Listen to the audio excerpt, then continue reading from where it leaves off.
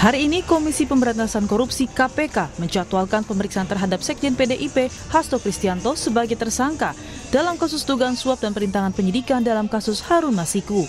Hasto bilang mengaku bakal taat hukum, termasuk pemanggilan dirinya oleh KPK sebagai tersangka. Hasto menegaskan dirinya akan taat sepenuhnya kepada proses hukum. Sesuai dengan komitmen saya akan taat sepenuhnya pada seluruh proses hukum yang berkeadilan. Ya, kami hormati terhadap seluruh proses yang ditujukan kepada saya.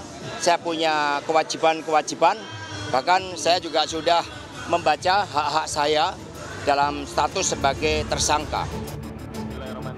Di satu sisi, Hasto sudah mengajukan gugatan pra-peradilan atas status tersangkanya.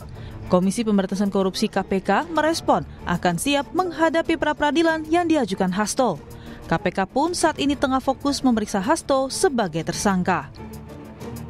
HK mengajukan pra-peradilan itu adalah haknya dari yang bersangkutan.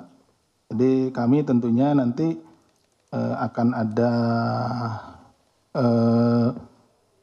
pemberitahuan kepada ini nanti Biro Hukum, ya tentu kami juga akan mempersiapkan untuk menghadapi pra-peradilan tersebut gitu. Tidak apa-apa, itu bukan kali ini saja, hal yang biasa tersangka melakukan atau menggugat pra-peradilan kepada KPK.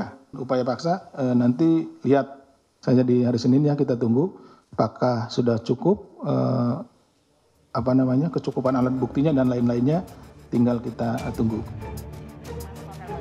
Hasto Kristianto ditetapkan sebagai tersangka dalam kasus dugaan suap dan perintangan penyidikan dalam kasus Harun Masiku. Di program On Point with Adisti di kanal YouTube Kompas TV Podcast, mantan penyidik senior KPK Novel Baswedan menyebut nama Sekjen PDIP Hasto Kristianto sudah diajukan penyidik sebagai tersangka yang menyeret Harun Masiku tahun 2020. Novel juga mengungkap peran mantan Ketua KPK Firly Bahuri saat awal OTT terhadap Komisioner KPU Wahyu Setiawan. Kata Novel, Firly menggelar konferensi pers justru pada saat penyidik belum selesai OTT. Saat itu sebenarnya dalam expose pun diajukan penetapan tersangkanya bukan cuma Harun Masiku, tapi juga Hasto. Jadi nama Hasto itu memang harusnya diekspos juga pada disampaikan di expose. Cuman waktu itu pimpinan nggak setuju. Siapa yang nggak setuju? Saya nggak tahu kan, saya nggak ikut expose kan. Cuman memang dalam dinamika expose itu biasanya ada diskusi, ada perbincangan di sana.